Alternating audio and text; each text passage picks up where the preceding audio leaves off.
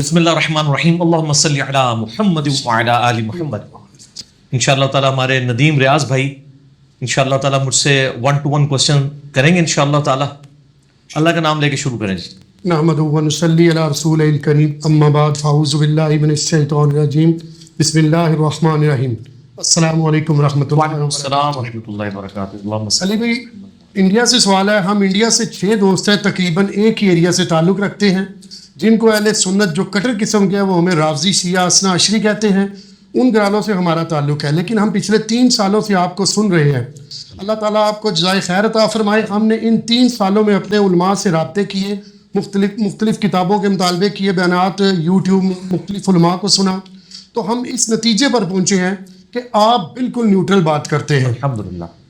اور ہم جب ان سے بات کوئی بحث و تکرار کرتے ہیں تو ہمیں گالی گلوچ بھی سننے کو ملتی ہے اور ہمیں کافر بھی کہتے ہیں، لیکن الحمدللہ آپ بڑی اعتدال پسندی کے ساتھ بات کرتے ہیں، یہاں تک کہ آپ کے ساتھ جان جانے تک کا معاملہ بھی ہوا، پھر بھی آپ سچ کہنے سے نہیں ٹلے۔ ہم نے ابھی یہ فیصلہ کیا ہے کہ ہم بھی انشاءاللہ آپ ہی کی طرح حق کے راستے پر چلیں گے، اور قرآن، اور جس میں قرآن اہل بیت اطہار صحابہ کرام کو اکٹھا کر کے چلا جا رہا ہے۔ ہم نے اپنے ان شرک والے عقائد سے بھی توبہ کر لیے، یہاں تک کہ ایک بھائی نے اپنا نام بھی بدلا۔ ماشاءاللہ۔ تو بھائی علی بھائی، سوال یہ ہے کہ ہماری پڑھائی کو تقریباً ابھی 2 سال کا عرصہ باقی ہے، تو کیا ہم اپنے گھر والوں سے اپنے عقائد چھپا کر رکھیں؟ ان حالات میں ہم تقیہ کرنا چاہتے ہیں، آپ اس میں ہماری رہنمائی فرمائیں۔ کافی لمبا سوال تھا، سوال تو اس میں تھوڑا سا تھا، باقی تو سپاس نامہ ہی تھا۔ اللہ تعالیٰ آپ کے حسن ظن کی لاج رکھے جن لوگوں نے میرے بارے میں گمان کیا ہے۔ میں تو سیدنا عمر فاروق رضی اللہ تعالیٰ عنہ علیہ السلام والی بات کروں گا، بخاری مسلم دونوں میں موجود ہے۔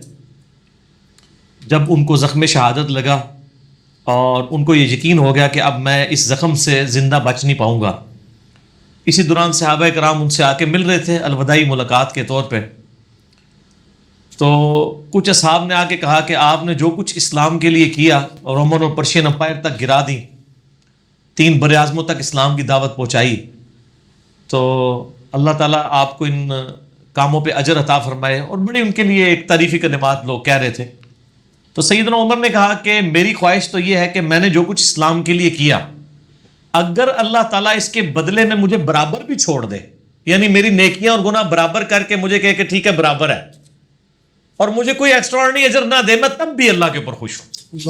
سبحان۔ اور واقعی جسے خدا کی شناخت ہو اس کو ایسا ہی کہنا چاہیے۔ تو میں بھی سیدنا و مولانا عمر ابن خطاب رضی اللہ تعالیٰ عنہ علیہ السلام کی سنت پہ عمل کرتے ہوئے کہتا ہوں کہ جو کچھ میں نے یعنی اللہ تعالیٰ کی توفیق سے کوشش کی ہے، اس کے بدلے میں اگر اللہ تعالیٰ مجھے دوزخ سے رہائی عطا فرما دے تو میری یہ لائف ٹائم اچیومنٹ ہے، الحمدللہ۔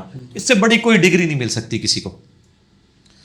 باقی حقیقت ہے، جو بھی سچائی کی آواز بلند کرتا ہے اس کو مختلف ناموں سے پکارا جاتا ہے۔ انڈیا، پاکستان، بنگلہ دیش میں تو ماشاءاللہ ایسی ادبی گالیاں موجود ہیں کہ اگر کوئی اہل بیت کی بات کرے اسے رافضی کہہ دو، کوئی صحابہ کرام کی بات کرے اسے دیوبندی کہہ دو، کوئی نبی علیہ السلام کی بات کرے اس کو کہہ دو یہ بریلوی ہے، اور اسی طریقے سے کوئی کتاب و سنت کی بات کرے اسے وہابی کہہ دو۔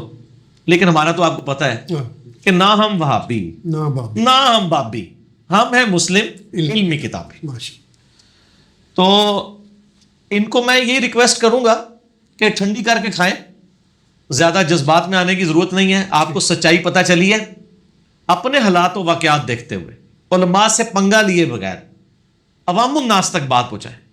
علماء کا حال تو آپ کو پتہ ہے، ان بیچاروں کے لیے بڑی مجبوری ہے۔ میرے پاس تو پرسنلی کتنے علماء آتے رہتے ہیں اور وہ اپنی مجبوریاں بتاتے ہیں کہ جی بس ایک یہ بات کر دی تھی اپنے مسلک کے خلاف، جو میں بند کر دیا، مسجد سے ہی نکال دیا ایک بات کرنے۔ یہ پاسبل ہی نہیں کہ مسجد کے پلیٹ فارم سے سچائی کی آواز بلند ہو۔ ہاں، مسجد کے پلیٹ فارم سے فرقے کی آواز ضرور بلند ہوگی۔ آپ مجھے بتائیں، محرم شروع ہونے والا ہے، پرسوں 11 ستمبر 2018 کو انشاءاللہ 1 محرم 1440 ہجری ہوگی۔ اس محرم کے اندر کیا کوئی شیعہ ذاکر اپنی مجلس کے اندر یا جمعے کے خطبے میں یہ بیان کر سکتا ہے کہ صحابہ پہ لعنت کروانے کی بدعت آل امیہ نے شروع کی تھی، اور شیعان علی وہ تھے جنہوں نے آل امیہ کی مخالفت کی تھی؟ تو آج ہم شیعان علی کی بجائے شیعان آل امیہ بنے ہوئے ہیں کہ وہی کام ہم نے بھی شروع کیا ہوا ہے. تو آج کے بعد کسی صحابی کے اوپر انکلوڈنگ ایون یہاں تک کہ معاویہ ابن ابی سفیان، مغیرہ ابن شعبہ، عمر ابن عاص، بصر بن ابی ارطاء رضی اللہ عنہم اجمعین، ان کی غلطیاں اپنی جگہ، ہم ان کی غلطیوں کا دفاع نہیں کرتے، لیکن کم از کم ان پہ لعنت اور گالی گلوچ نہ کریں. یہ اگر کوئی ذاکر اپنی مجلس میں بات کرتا ہے تو میرے بھائی اگلی مجلس نہیں وہ پڑھنے آئے گا.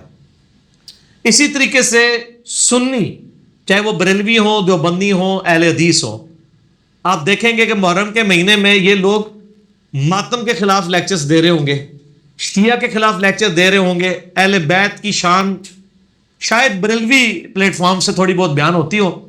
جو بند اور اہل حدیث تو آپ کو پتہ ہے وہ سعودیہ ایران کی ٹسل میں کس طرف لگے ہوئے ہیں. اور بریلویوں میں بھی مطلب اب آہستہ آہستہ ناسبیت کے جراثیم آ رہے ہیں. البتہ میں تو اپنے بھائیوں کو کہتا ہوں کہ آپ نے اگر محرم کے جمعے پڑھنے ہیں نا تو صرف جماعت اسلامی کی مسجدوں میں پڑھو. میں آپ کو دعوے سے کہتا ہوں پوری دنیا میں جہاں بھی جماعت اسلامی کی مسجدیں ہیں وہاں محرم کے خطبے آپ کو سنی شیعہ کنفلکٹ پہ نہیں ملیں گے، اہل بیت کی قربانیوں پہ ملیں گے، خلافت و ملوکیت کے فرق پہ ملیں گے، حسین ابن علی کی قربانی پہ، حسن ابن علی اور مولا علی علیہ السلام کے فضائل پہ آپ کو ملیں گے جماعت اسلامی کے جمعے. باقی لوگ تو اس معاملے میں اتنے ایجوکیٹڈ نہیں، لیکن البتہ اب ہماری دعوت کی برکت سے مجھے فیڈ بیک ملتی ہے کہ لوگ یعنی پوری دنیا کے اندر یہ ویڈیوز دیکھ کے تو وہ اب پیراڈائم شفٹ ہو گیا. اللہ کا فضل ہے کافی حد تک، اور انشاءاللہ ہوگا اس حوالے سے. تو کیا یہ سنی اپنی مجالس کے اندر جمعے کے خطبوں میں یہ کہہ سکتے ہیں کہ جی دیکھیں ہم جو ہے وہ چونکہ اہل بیت، ہم صحابہ کرام کے بھی، اہل بیت کے بھی، نبی علیہ السلام کے ماننے والے ہیں، لہٰذا ہمیں بھی تھوڑے ہوش کے ناخن لینے چاہیے. ہم میں جو لوگ ناسبی گھسے ہوئے ہیں، جو حضرت علی سے بغض رکھتے ہیں یا یزید کے فضائل بیان کرتے ہیں، ان کو ہم کنڈیم کریں اور شیعہ کا جتنا مقدمہ درست ہے اس کو اس طریقے سے ایکسیپٹ کریں. تو آپ دیکھیں وہ کہیں گے تو شیعہ والی باتیں شروع کر دی. ایون آپ مطلب حضرت علی کے فضائل کے اوپر جمعہ پڑھا کے نکلیں تو وہ آپ کو کئی لوگ بیچ میں کہہ دیں گے تو آج تو شیعہ نہیں گلاں کی ہیں. ہماری تو کوئی اوقات نہیں ہے. امام شافعی رحمہ اللہ تعالیٰ کو ان لوگوں نے رافضی کہہ دیا تھا تو ان کو شعر کہنا پڑا، ان کان رفضا حب آل محمد فلیشہد الثقلان انی رافضی. اگر اہل بیت کی محبت کا نام رافضی ہونا ہے چلو کر لو جو کچھ ہوتا ہے میں رافضی چاہے.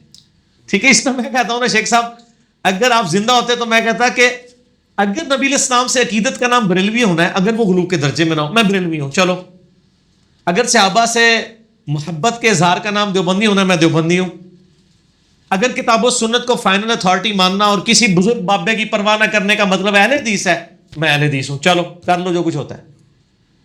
لیکن یہ سمجھانے کے لیے، ورنہ ہم تو آپ کو پتہ ہے نہ میں وہابی نہ میں بابی، میں ہوں مسلم علمی کتابی. تو یہ علمی کتابی بنے بکش مسلمان. اور اب آپ دیکھیں یہ بکش جب ہم نے باتیں شروع کی ہیں نا تو اب یہ کہہ رہے ہیں یار وہ دین کتابوں میں نہیں ہے، کتابوں سے ہی دستبردار ہو گئے ہیں. تو یہ شوکیسوں میں کیوں لٹکائی ہوئی ہیں لاکھوں روپے کی کتابیں مریدوں کے پیسوں کی؟ بتائیں. میں کہتا ہوں یہ اپنے جمعوں کے خطبوں میں بتائیں کہ قرآن بخاری مسلم میں دین نہیں، دین بابوں میں ہے، تاکہ آپ شہادت کے رتبے تک پہنچ جائیں. ٹھیک ہے نا، انورٹڈ کام ہم نے.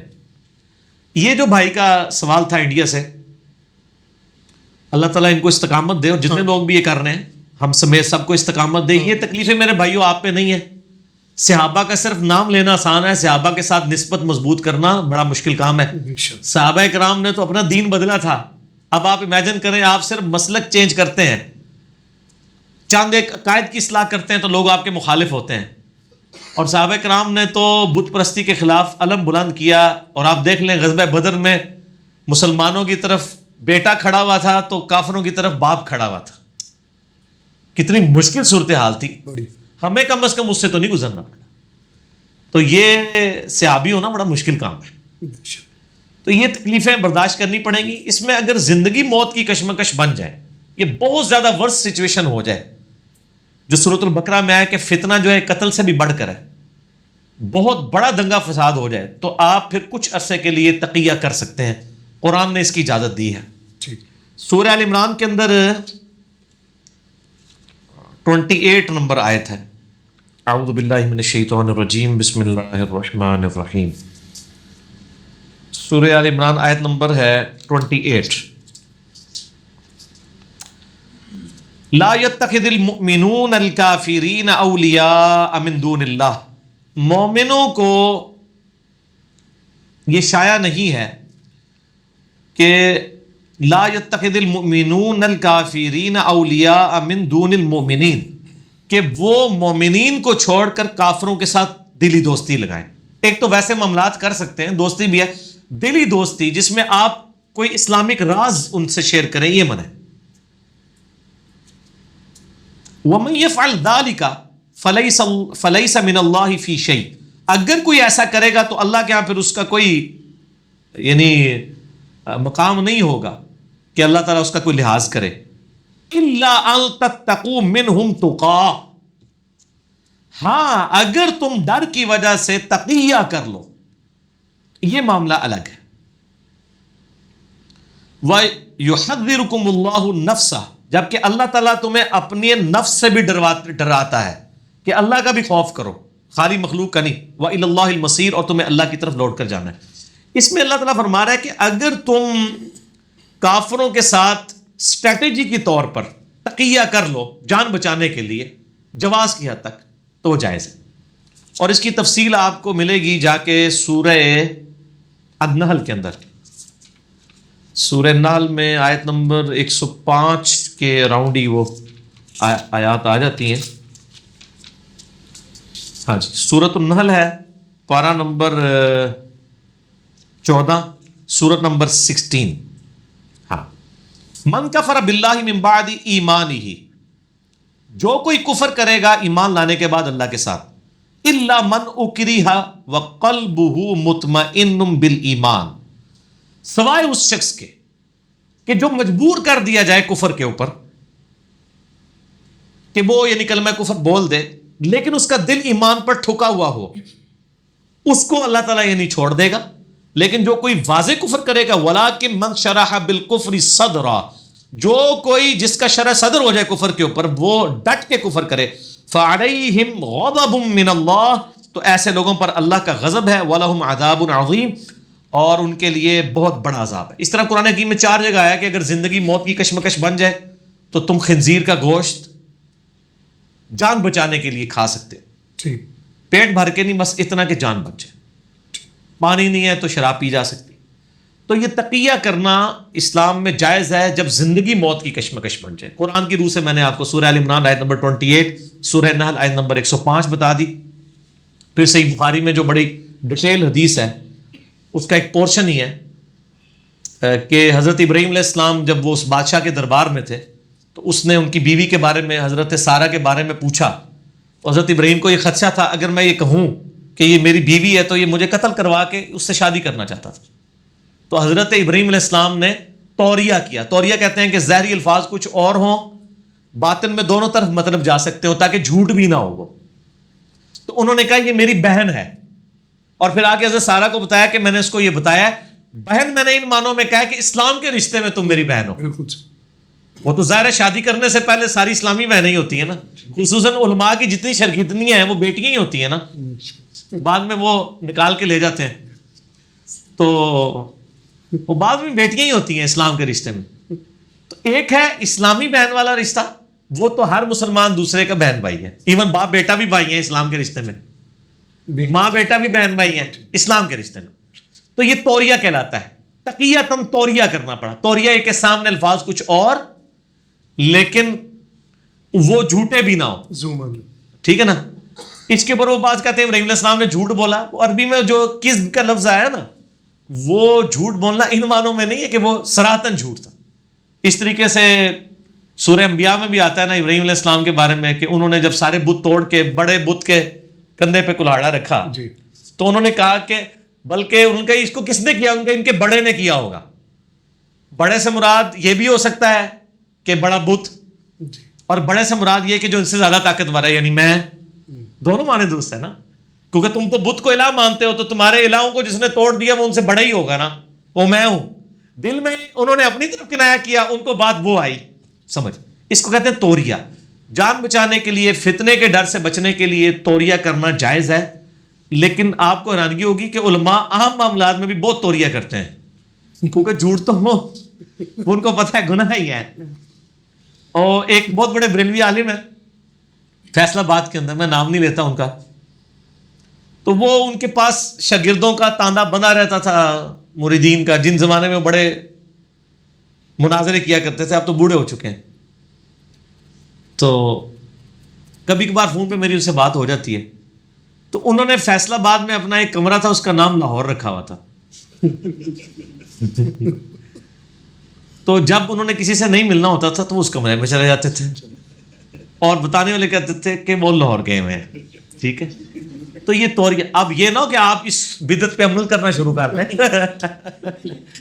یہ توریہ جو ہے نا, توریہ, تو البتہ صحیح بخاری مسلم میں ایک حدیث ہے کہ دو بندوں کی صلح کروانے کے لیے اس قسم کا توریہ کیا جا سکتا ہے, ناراضگی ہو اس طریقے سے بیویوں کے ساتھ کیا جا سکتا ہے توریہ.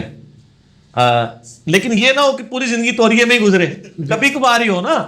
یہ تو نہیں آپ کر رہے کچھ اور ہیں اور آپ نے کم نے پا کے رکھا ہوا ہے, اور دوسرے پاسے تسی جناب کئی لوگ یعنی چھپ چھپا کے دوسری تیسری شادی بھی کر لیتے ہیں. تو وہ آپ یہ تو نہیں کہ آپ وہ پہلی بیویوں کے ساتھ توریہ کریں گے, وہ پھر پوچھ رہے ہوتے ہیں نہیں پہلی بیوی کی اجازت لینا ضروری ہے, تو مجھے تو پتا ہے وہ کچھ اور پوچھ رہے ہوتے ہیں. وہ یہ پوچھ رہے ہوتے ہیں کہ پہلی بیوی سے چوری چھپے کر سکتے ہیں. تو میں ان کو کہتا ہوں اجازت لینا کوئی ضروری نہیں, لیکن بتانا ضروری ہے, کیونکہ اعلانیہ ہوتا ہے نکاح, زنا تو چھپ کے ہوتا ہے. تو جب ہم ان کو کہتے ہیں نا یہ ان سے اجازت نہ لو, صرف اس کو بتا دو, کہتے ہیں اسی لیے تو پوچھ رہے تھے.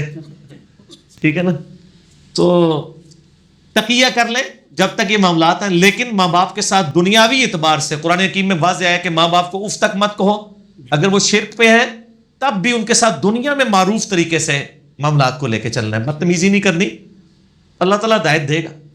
یعنی میرے اپنے ساتھ بھی شروع میں ایسے معاملات رہے, جب میں نیا نیا ریورٹ ہوا تو مجھے گھر کی طرف سے کافی ریزسٹنس آئی, آہستہ آہستہ معاملات سیٹل ہو کے لوگوں نے یعنی حق بات قبول کر لی. اس کی یہ تکلیف سے گزرنا پڑتا ہے. بہرحال صحابہ کرام کو تو جان سٹیک پہ لگانی پڑی ہے, آپ کو تو صرف باتیں تیکھی سننی پڑتی ہیں نا, مارے گا تو نہیں رہا کے. تو طریقے سے معاملات کو لے کے چلیں, مولویوں سے پنگا لیے بغیر, ورنہ مولوی کہیں گے گنڈا سنگھ وابی ہو گئے. یہ بات ذہن میں رکھیے گا, مولوی پھر بدنامی بہت زیادہ کروا دیتے ہیں. ٹھیک ہو گیا جزاک اللہ. علی بھی اسی میں ایک سوال آتا ہے کہ جب آپ کے گھر کوئی بندہ آتا ہے آپ کو بلانے, اور آپ گھر میں ہونے کے باوجود نہیں ملتے, تو کیا یہ گناہ کے ضمن؟ نہیں, گناہ نہیں ہے, تو ثواب کا کام ہے. ٹھیک ہے, اس لیے کہ سنت پہ آپ عمل کریں گے. ٹھیک ہو گیا. یہ تو بڑا یعنی غیر اخلاقی سمجھا جاتا ہے لوگ کہ آپ کا حق ہے کہ آپ کسی کو ملیں یا نہ ملیں. بخاری مسلم میں حدیث ہے, مسئلہ نمبر میرا 160 اسی کے اوپر ہے نا, سلام کے آداب کے اوپر. میں نے بخاری مسلم سے احادیث بتائی تھی کہ نبی علیہ السلام کا جو یہ فرمان ہے کہ اگر کوئی بندہ آپ کے دروازے پہ آتا ہے, کوئی شخص کسی کے دروازے پہ جائے تو 3 دفعہ دستک دے. جی بالکل ہے نا, بالکل ہے. اس کے آگے کیا الفاظ ہیں, اگر جواب ملے تو ٹھیک ہے, تو ٹھیک, اور اگر نہ ملے تو واپس لوٹ جائے اور برا نہ مانے. وہ جواب کیا نہ ملے کے اندر سے, یعنی گھر کے اندر بندہ یہ بتانے کا بھی پابند نہیں کہ میں اندر ہے ہوں یا نہیں. اگر وہ نہیں ملنا چاہ رہا 3 بار بیل کا انتظار کرے, 4تھی بیل اگر آپ دے رہے ہیں آپ گناہگار ہو رہے ہیں. اندر والے کا حق ہے کہ وہ ملے نہ ملے. اس کو آپ بد اخلاقی سمجھتے ہیں, لیکن ایک کلچرڈ معاشرے میں اسی طریقے سے زندگی چل سکتی ہے, اور میں اس چیز کو فیس کر رہا ہوں. بعض کا آج پر ٹائم میں میرے گھر پہ لوگ آ جاتے ہیں تو میں ایک سٹیپ آگے کر لیتا ہوں, میں ان کو بتا دیتا ہوں کہ وہ ہے گھر پہ ہے لیکن ابھی فارغ نہیں ہے. تو آپ کو برا بناتا ہے تو بنا لے, ٹھیک ہے نا, کیونکہ ملنے تو آپ آئے ہوئے ہیں نا, تو اگلے بندے کا یہ حق اللہ نے اس کو دیا ہے. اللہ نے تو اس سے بھی آگے سٹیپ دیا ہے کہ وہ یہ بتانے کا بھی پابند نہیں, 3 بار دستک دے, جواب میرے ٹھیک, ادروائز چلے جائیں, اس کا برا نہ مانے. ٹھیک ہو گیا نا. تو اسی لیے گھر میں جانے سے پہلے اجازت کا معاملہ رکھا گیا ہے. یہ آپ کا حق ہے کہ آپ نہ ملنا, آپ ڈائریکٹلی بھی کہہ سکتے ہیں میں نہیں ملنا چاہتا, یہ آپ کا حق ہے. ہاں, اگر آپ پبلک کسی پبلک اکاؤنٹ ہولڈر ہیں, یعنی آپ جیسے کسی علاقے کا کوئی ایم این اے ہے, ایم پی اے ہے, یا محلے کا کونسلر ہے جس نے لوگوں سے ووٹ لی ہوئی ہے کہ وہ ان کے مسائل کو سنے گا, وہ تو پابند ہے کہ اپنے آفس ٹائمنگ میں بیٹھے. بالکل صحیح, ٹھیک ہو گیا. ہم بھی الحمدللہ اس آفس ٹائمنگ کے پابند ہیں. اتوار والے دن میں الحمدللہ 7-8 گھنٹے اویلیبل ہوتا ہوں نا. جی, تو آئیں, آپ کی ضرورت ہے, فری نہیں ہے, پیسے بھی نہیں لیتے, مسئلہ بھی حل کرتے ہیں. ایسے ایسے مسئلے جو باقیوں سے نہیں حل ہو رہے ہوتے اللہ کے فضل سے, تو آئیں, بیٹھیں, قربانی دیں. جزاک اللہ. اسی بھی اپنا علی بھائی اسی سوال کی نہیں فہم ہے, موبائل کال آنا وہ بھی اسی میں سب. جزاک اللہ. اگلا سوال ہے بھائی, میں استاد محترم واصف علی واصف کا شاگرد تھا. کہتے تھے اس امت میں اب شرک نہیں ہے.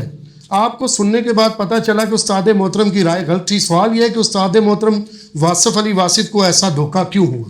واصف علی واصف صاحب تو بہت چھوٹی پرسنالٹی ہے میرے بھائی.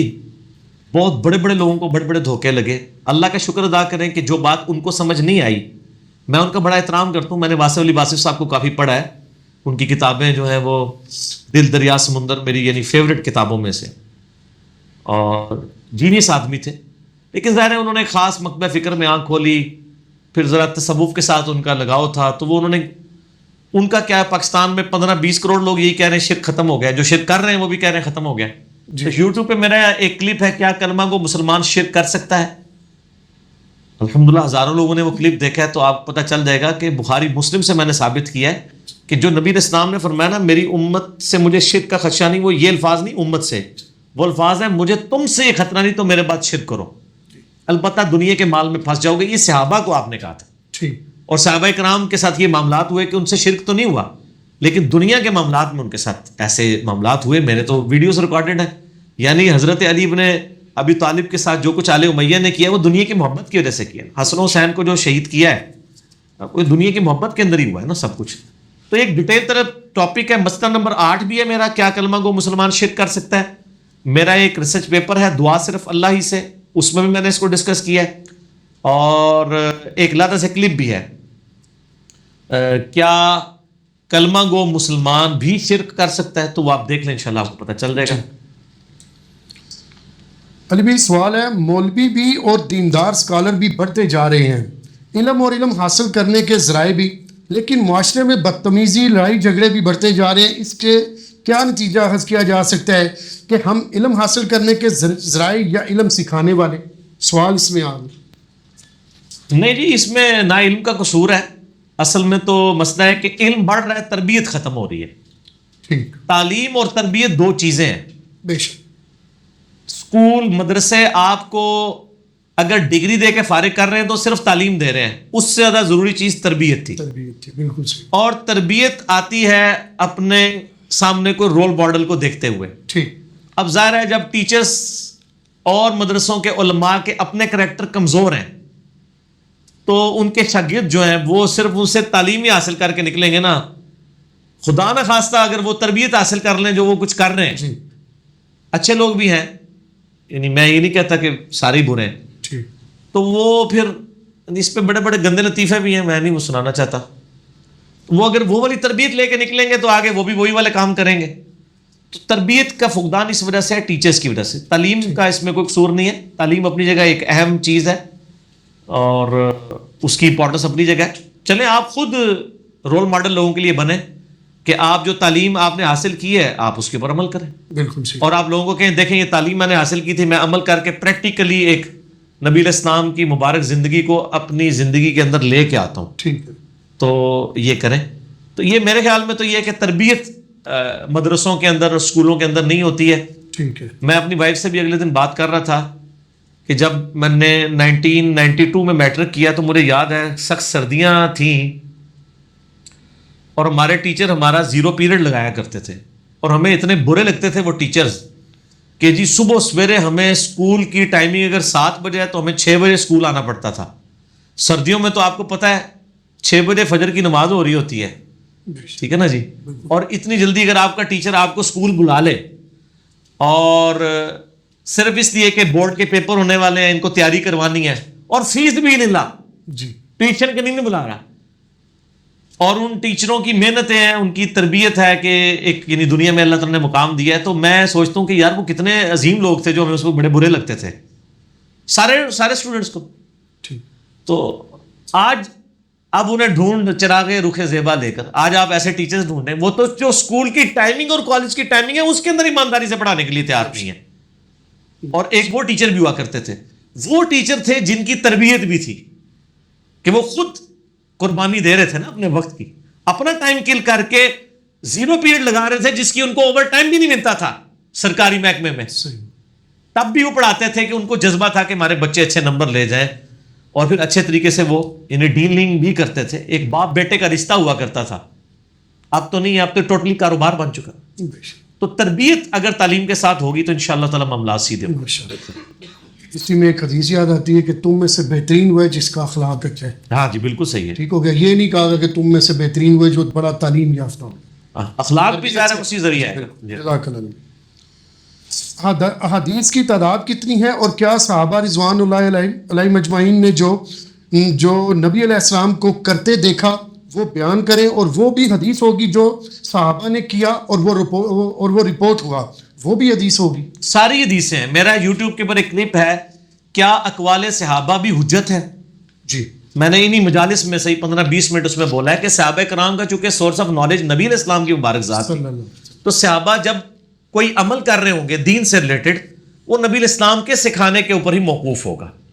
اور ان کا ایون اپنا قول بھی, اسے حدیث موقوف کہا جاتا ہے. جیسے مولا علی علیہ السلام سے حدیث ہے کہ میری وجہ سے 2 فرقے دوزخ میں جائیں گے, ایک میری محبت میں غلوف کر کے, ایک میری دشمنی میں. اب یہ قول تو مولا علی کا ہے, لیکن نبی علیہ السلام نے ان کو یہ بات بتائی ہوئی ہے. اسے حدیث موقوف کہا جاتا ہے. حدیث مرفوع ہوتی ہے جو نبی علیہ السلام تک ارفع بلند کی جائے. تو نبی علیہ السلام کے اعمال, افعال جن کو کہتے ہیں ہم, آپ کے فرامین, یہ دونوں چیزیں سنت میں داخل ہیں. اور تیسری چیز, آپ کے سامنے کوئی کام ہو اور آپ اس سے منع نہ کریں, وہ بھی سنت میں داخل ہے. جیسے ترمذی میں حدیث ہے, ترمذی کی روایت تو کمزور ہے, ابن حبان اور ابن خزیمہ میں ہے کہ نبی علیہ السلام فجر کی نماز پڑھ کے نکلے تو ایک صحابی جو ہے وہ نماز پڑھ رہے تھے, آپ اس کے پاس کھڑے ہو گئے, میں یہ کیا پڑھا ہے, فرض کے بعد کیا پڑھا ہے. ان کا یا رسول اللہ میری 2 رکعتیں پہلے والی رہ گئی تھی, میں نے وہ پڑھی. تو آپ خاموش ہو گئی. آپ کی خاموشی دین ہو گئی کہ فجر کی اگر سنتے رہ جائیں تو فرض کے فوراً بعد پڑھ لیتے ہیں. ان کو ہم حدیث تقریری کہتے ہیں. تو یہ حدیث کی 3 قسمیں, حدیث قولی, حدیث فعلی, حدیث تقریری. یہ تینوں مرفوع ہوتی ہیں نبی علیہ السلام سے ڈائریکٹلی ریلیٹڈ. ایک حدیث موقوف ہوتی ہے جو صحابہ کے افعال کے ساتھ ریلیٹڈ ہوتی ہے, صحابہ کے اقوال کے ساتھ, وہ بھی دین ہے. اور ایک چیز ہے مرسل, وہ تابعین کے ساتھ ریلیٹڈ ہے, وہ صحیح بھی ہو سکتی غلط بھی, اس کو ہم صحابہ کے اقوال اور اعمال پہ اور نبی علیہ السلام پہ پیش کریں گے, اس کے بعد اس کو ایکسیپٹ کریں گے. صحابہ کرام جو ہے نا حجت ہے, صحابہ اہل بیت ہی تو حجت ہے. جی ہاں جی, انہی کی چیزوں کو لے کے چلتے ہیں. جزاک اللہ. علی بھائی سوال ہے, انڈیا میں ہمارے بریلوی مسلک کے امام کہتے ہیں کہ حسین علیہ السلام نے کربلا میں الگ جماعت کروائی, یزیدی لشکر کے ساتھ نماز نہیں پڑھی تھی, اس لیے بھی ہم وہابی حضرات کے پیچھے نماز نہیں پڑھتے. تو ان کو پتہ ہے وہابی بھی یہی کہتے ہیں آپ کے بارے میں کہ دیکھیں حضرت حسین علیہ السلام نے لادہ جماعت کرائی تھی, انہوں نے مشرکین اور بدعتیوں کے پیچھے نہیں پڑھی, اور وہ آپ کو کہہ رہے ہوتے ہیں ٹینٹ تک کھیڑو دوئے پھر. تو میرا یوٹیوب پہ کلپ ہے, کیا امام کعبہ کے پیچھے نماز صحیح ہے, لاکھوں لوگوں نے دیکھا ہے جی. اور ایک میرا یوٹیوب پہ کلپ ہے مفتی منیب الرحمان کا امام کعبہ پہ فتویٰ, وہ بھی لاکھوں لوگوں نے دیکھا ہے. اس پہ میں نے اس پہ ڈسکشن کی ہے کہ سعودیہ کے علماء کا یہ جو فتویٰ ہے کہ بریلویوں کے پیچھے نماز نہیں ہوتی, یہ بھی باطل ہے. بریلویوں کا جو فتویٰ ہے کہ اہل حدیث کے پیچھے نماز نہیں ہوتی, یہ بھی باطل ہے. تمام مکاتب فکر جن کو آپ کافر نہیں کہہ رہے, مسلمان سمجھ رہے ہیں, چاہے وہ بریلوی ہوں, دیوبندی ہوں, اہل حدیث ہوں, اہل تشیع ہوں, حنفی شافعی مالکی حنبلی ہوں, سب کے سب جن کو آپ کافر نہیں کہہ رہے, مسلمان ہی ہے نا, جن کو حرم میں آنے کی اجازت بھی دی ہوئی ہے آپ نے, ان کے پیچھے نماز بھی درست ہوگی. باقی حسین علیہ السلام کی مثال دینا غلط ہے, یہ تو پھر ہم آپ کے اوپر فٹ کریں گے. اور دوسرا, حسین علیہ السلام وہ کوئی مسجد میں نہیں گئے تھے, وہ تو میدان جنگ میں تھے. حسین علیہ السلام کے پیچھے نہ انہوں نے آگے پڑھنی تھی, وہ تو دشمن سمجھ رہے تھے. اور حسین علیہ السلام اپنے ساتھیوں کو کیسے رسک پہ, اسٹیک پہ ان کی لائف لگا سکتے تھے کہ ان کو کہیں گے یزیدی لشکر پہ جا کے نماز پڑھو, ان کے پیچھے جا کے, وہ تو ان کو قتل کر دیتے. ٹھیک ہے, جس طرح آج کل کوئی آمین مسجد میں اونچی کہہ دیتا ہے تو آپ مسجد سے نکال دیتے ہیں, تو اونچی آمین والا تو ڈر کے ہی آپ کی مسجد میں آتا ہے نا. یہ وجہ نہیں تھی. اگر اس میں موجود ہے کہ حسین علیہ السلام نے کہا کہ میں نے نماز لیے نہیں پڑھائی کہ ان کے پیچھے ہوتی نہیں ہے. اور بھائی مروان بن حکم ممبروں پر مولا علی پہ لعنت کرتا تھا, اور حضرت حسن ابن علی اور حسین ابن علی ان کے پیچھے نمازیں پڑھتے تھے کہ بھی حکمران کے پیچھے نماز پڑھنی ہے, نماز الگ نہیں کرنی. ان ظالموں سے پوچھیں حسن ابن علی کا جنازہ کس نے پڑھایا ہے؟ آل امیہ نے زہر دیا ہے.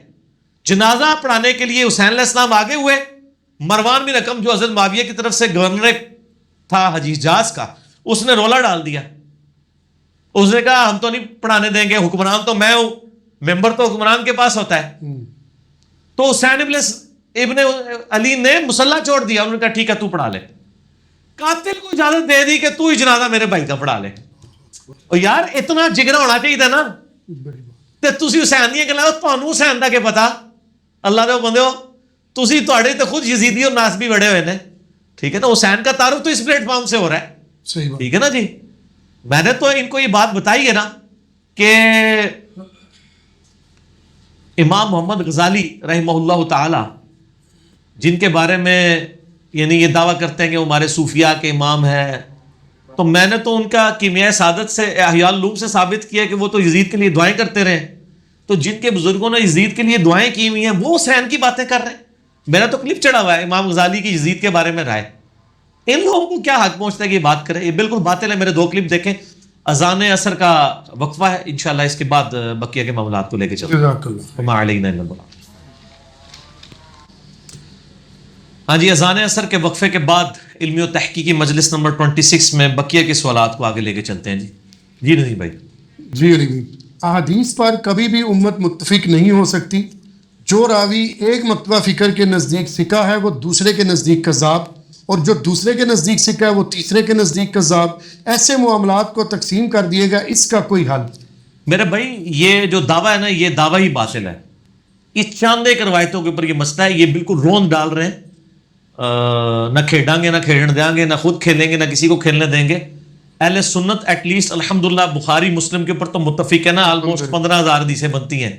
تو یہ پڑھ لی ہیں کیا وہ چاند ایک راویوں کے بارے میں, اور یہ نہیں کہ کذاب اور دجال والا معاملہ ہے, چاند ایک روایتوں پہ. اور الحمدللہ اگر قرآن اور بخاری اور مسلم میں جو چیزیں فٹ بیٹھتی ہیں وہ آپ کو خود ہی پتہ چل جائے گا ان میں سے کس کا موقف ٹھیک ہے.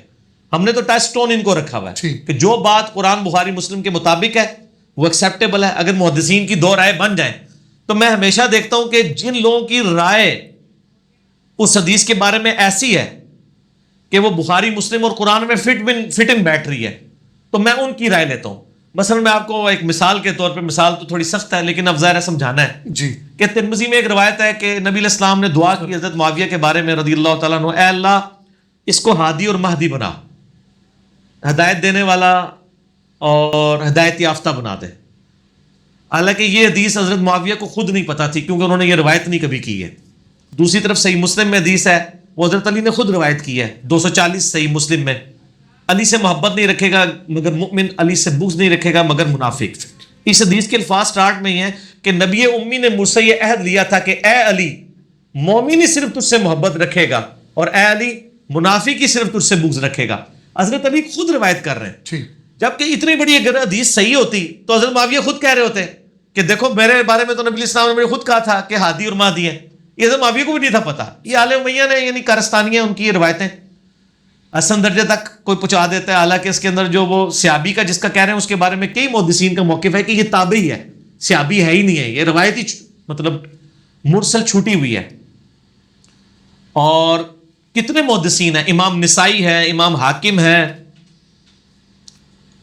اور باقی ائمہ ہیں جو کیٹیگوریکل ڈینائی کرتے ہیں. امام اسحاق ہیں کہ بھی حضرت معاویہ کے بارے میں سوائے صحابیت کے کوئی فضیلت ثابت نہیں. جی, پھر میں جب بخاری مسلم میں حضرت معاویہ رضی اللہ تعالیٰ کے دور میں ان کی طرف سے جو کتاب و سنت کے خلاف ایکٹیویٹیز پرفارم ہوئی ہیں جب وہ دیکھتا ہوں نا تو میں کہتا ہوں یار جس کے بارے میں نبی کی دعا ہو کہ ہادی اور مہدی بنا, یہ کام تو میں نہیں کر سکتا, تو انہوں نے اگر کروائے ہیں تو اس کا مطلب ہے یا تو دعا قبول نہیں ہوئی یا دعا کی ہی نہیں تھی. تو پھر مجھے لگتا ہے وہ محدثین جو یہ کہتے ہیں نا کہ یہ روایتیں جعلی ہیں ان کا موقف زیادہ صحیح ہے کیونکہ بخاری مسلم ان کے موقف کو سپورٹ کرتی ہے. اس طرح باقی معاملات میں دیکھ لیتا ہوں.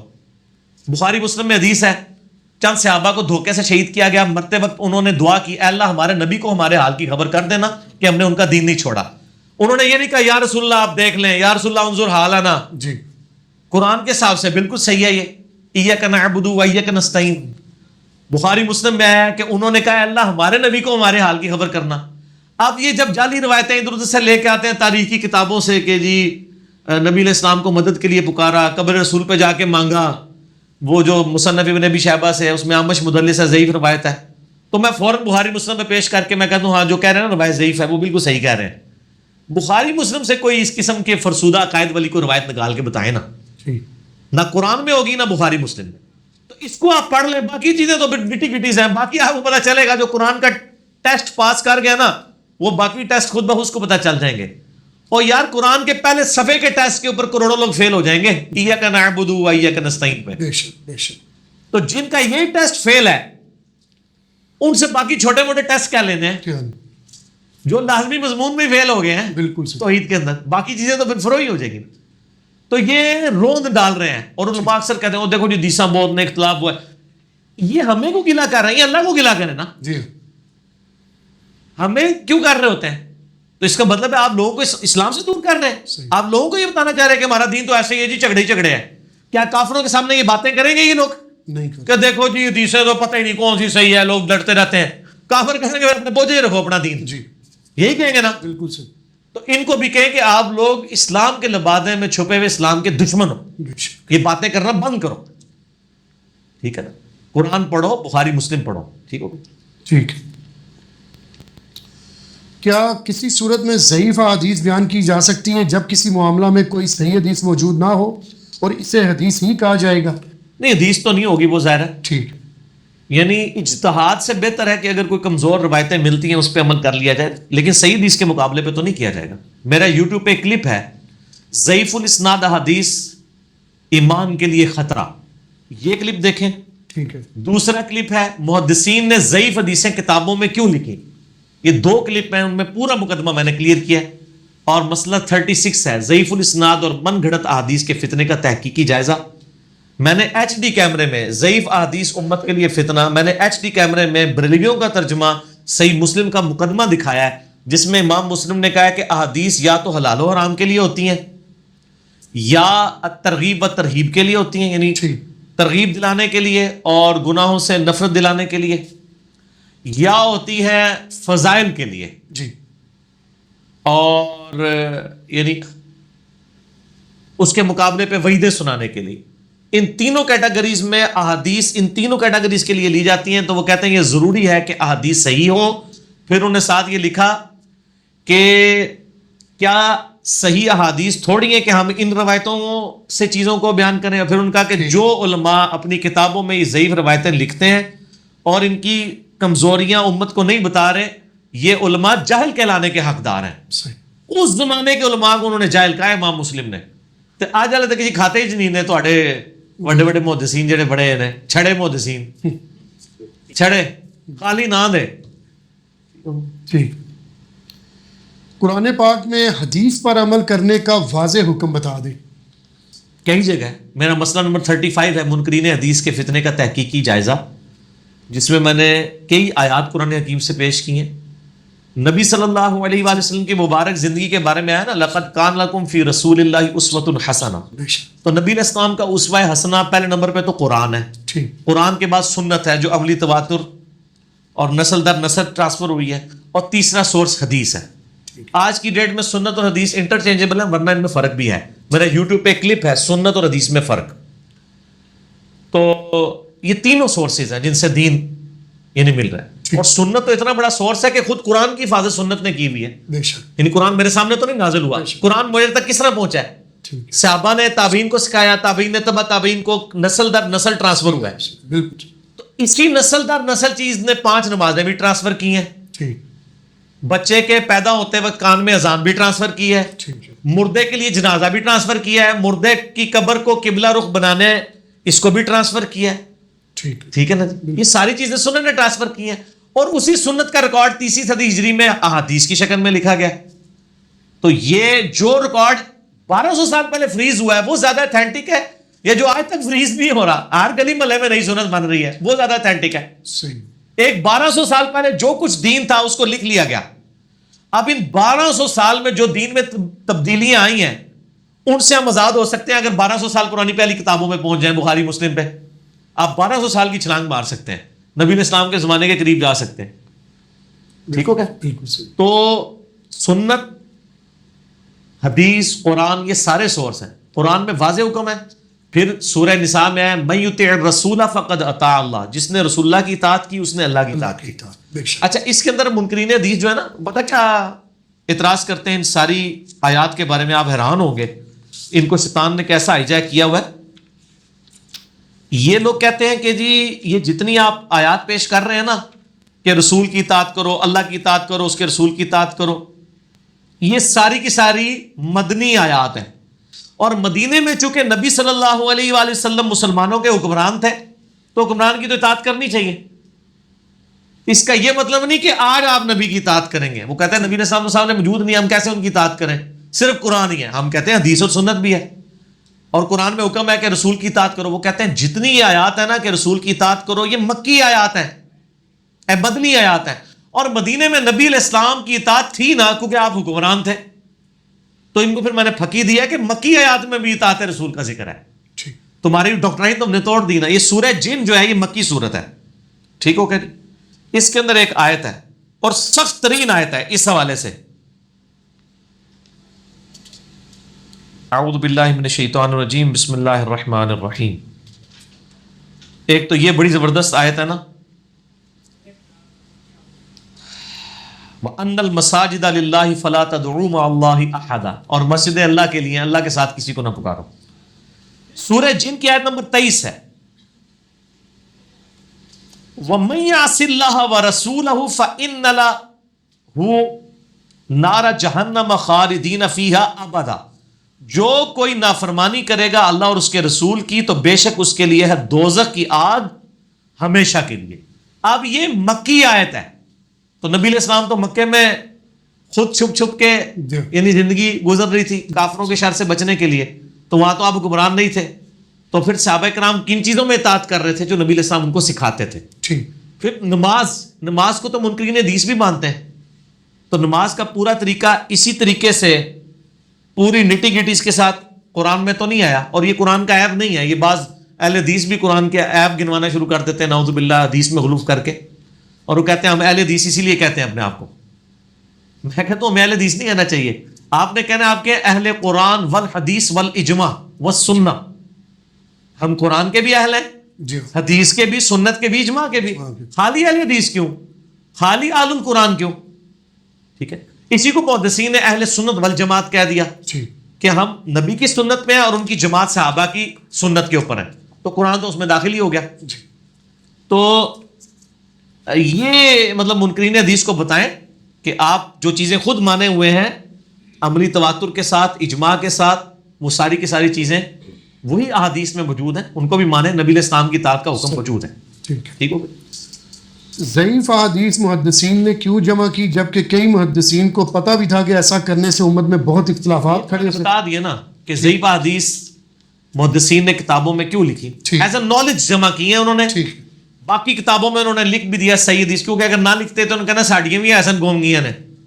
آج امام ابو داؤد نے اگر 4-5 روایتیں لی ہیں رفع دین کے ترک کے اوپر تو بڑی مہربانی کی ہے نا لے کے اینڈ پہ انہوں نے لکھا ہے یہ حدیثیں صحیح نہیں ہیں. اگر وہ لیتے ہی نہ تو انہوں نے کہنا تھا وہ ساڑیاں ہیں گونگیاں نے. گونگیاں نہیں، ابو داؤد نے لکھی اور ساتھ لکھا ہے صحیح نہیں ہے.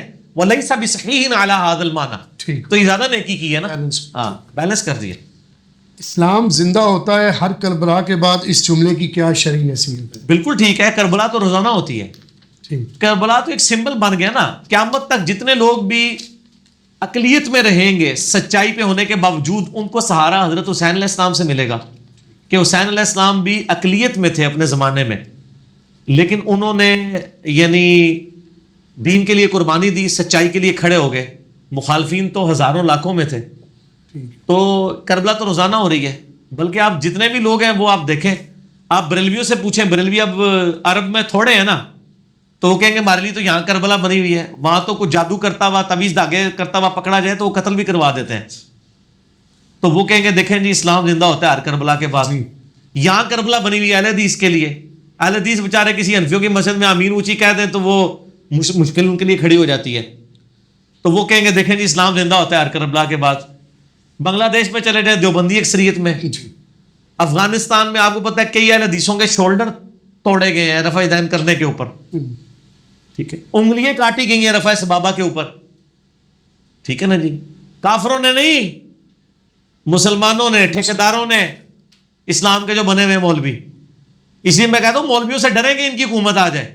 اگر کسی فرقے کے مولوی باقی فرقے نے دکھایا نہیں چمڑی لا دیں گے جی. ٹھیک ہے نا جی. میں اسی لیے کہتا ہوں کہ یعنی مولویوں کے ہاتھ حکومت آنے سے بہتر ہے کسی دنیا دار منصف مزاج حکمران کے ہاتھ میں حکومت آ جائے. کم از کم سب کو جینے کا حق تو دے گا نا. یہ تو آپ سے حق چھینتے ہیں، جو آپ کی مسجد سے آپ کو نکال دیتے ہیں. اگر حکومت ان کے پاس آ جائے تو یہ آپ کو صرف مسجد سے نکالیں گے نہیں، جیل میں پھینکیں گے. سر بالکل اتنا خطرناک کھیل آپ کے ساتھ کھیلیں گے یہ لوگ. ایک بندے پر قرض ہے, کیا وہ پہلے قرض ادا کرے گا یا زکوٰۃ؟ قرض تو پہلے ادا کرنا ہوگا نا جی. ٹھیک قرض ادا کرے گا تو زکوٰۃ اس کے اوپر واجب ہی نہیں رہے گی. ٹھیک. قرض اس نے اگر اٹھایا ہوا ہے ایسا, تو ہاں اگر وہ یہ پوچھ رہا ہے کہ میں قرض آہستہ آہستہ لا رہے ہیں تو زکوٰۃ میں باز دیں گا, نہ, وہ تو کتنے فیکٹریوں کے آنر ہیں, کروڑوں کے وہ مقروض ہوتے ہیں جی. لیکن اس میں دیکھا ہوگا بزنس میں انہوں نے کھپایا کتنا ہوا ہے. بزنس میں دو چیزیں ہوتی ہیں نا, ڈیٹ اور اکویٹی. اکویٹی کہتے ہیں راس المال کو جو مالک کی اپنی رقم ہوتی ہے, اور ڈیٹ کہتے ہیں جو وہ ادھار پہ اٹھاتا ہے. یعنی اگر کسی کا کروڑ کا بزنس ہے, 40 لاکھ اس کی اکویٹی ہے اور 60 لاکھ اس نے ادھار اٹھایا ہوا ہے, ٹھیک. تو ظاہر ہے وہ 40 لاکھ کا مالک ہے نا, 40 لاکھ کی تو زکوٰۃ اس نے دینی ہے جو کاروبار میں کپایا ہے. بقیہ کے 60 لاکھ کی نہیں وہ دے گا جس کا وہ مالک نہیں ہے. لیکن اگر وہ ساتھ ساتھ قرض اتارتا جا رہا ہے تو وہ یہ نہیں ہے کہ وہ 60 لیا تو اب وہ 60 کرتے کرتے زیرو بھی تو ہوگا نا. جی. اس سال ہو سکتا ہے وہ قرضہ رہ جائے 50 لاکھ, اگلے سال رہ جائے 40, اس سے اگلی 30, تو جی جو اس کا پورشن بڑھتا چلا جا رہا ہے تو اس کی زکوٰۃ بھی بڑھتی چلی جائے گی جس کا وہ مالک ہوتا ہے. Simple is that. ٹھیک. ہم جب قبرستان جاتے ہیں تو السلام علیکم یا اہل القبور کہتے ہیں, کیا مردے بھی ہمیں جواب دیتے ہیں؟ پتہ نہیں, میں نے تو نہیں کبھی سنا. آپ نے سنا ہے؟ نہیں.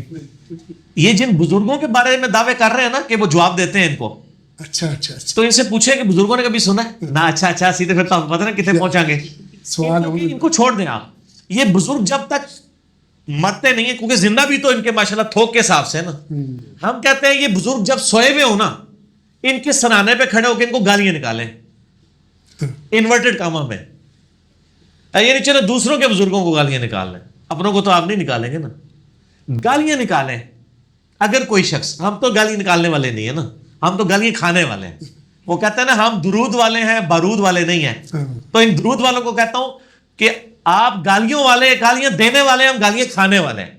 یہ ہم سے بھی ایک لیتے ہیں نا. جی ٹھیک ہے نا. اور آپ درود بھی ٹنڈے ہی پڑھتے ہیں, صلی اللہ علیہ وسلم ہی پڑھتے ہیں, ہم پڑھتے ہیں صلی اللہ علیہ وآلہ وسلم. بے شک. ٹھیک ہے نا. بلکہ وہ صلی اللہ علیہ وسلم بھی تو میں نے دیکھا بہت کم ہی یہ لوگ پڑھتے ہیں. حضور نے ہی فرمایا, اتنا ہی کہہ کے سائڈ پہ ہو جاتے ہیں. تو نہ آپ درود والے ہیں نہ برود والے ہیں. درود والے بھی ہم ہی ہیں اور گالیاں کھانے والے بھی ہم ہیں.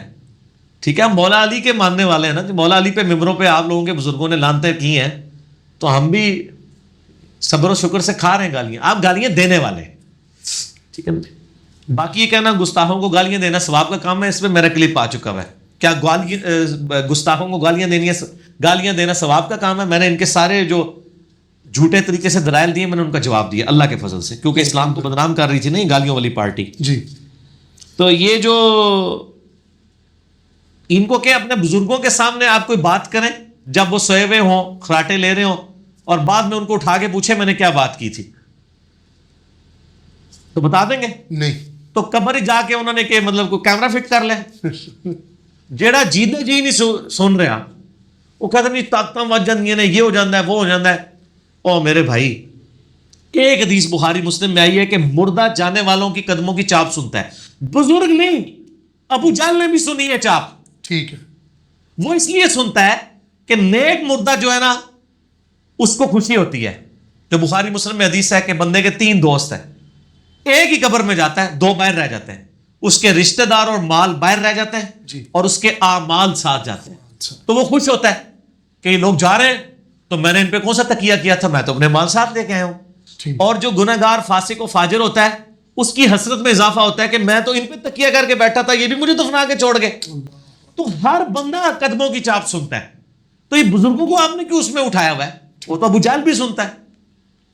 ٹھیک ہے. ٹھیک. تو وہ اللہ تعالیٰ سنواتا ہے. باقی جواب دینا یہ کسی حدیث میں نہیں آیا کہ وہ جواب دیتے ہیں, اگر دیتے ہیں تو آپ دکھائیں, اور آپ سنتے ہیں تو آپ ہمیں بتائیں, ریکارڈنگ کر کے بتا دیں. ٹھیک. ٹھیک ہے. تو وہ اس طرح نہیں ہے. اللہ ہمارا سلام ان تک پہنچاتا ہے. ٹھیک. یعنی جس طرح میں اگر کسی کو کہوں کہ آپ کا سلام, میرا سلام جو ہے ان تک پہنچا دیں ندیم بھائی تک, ٹھیک. تو آپ اس کے جواب میں علیکم السلام کہہ دیں گے نا. جی. میں نہیں سنوں گا لیکن میرے تک آپ نے جو سلامتی کی دعا کی وہ پہنچ جائے گی ٹھیک. اللہ کے حضور. بس اس قسم کا رشتہ ہوتا ہے.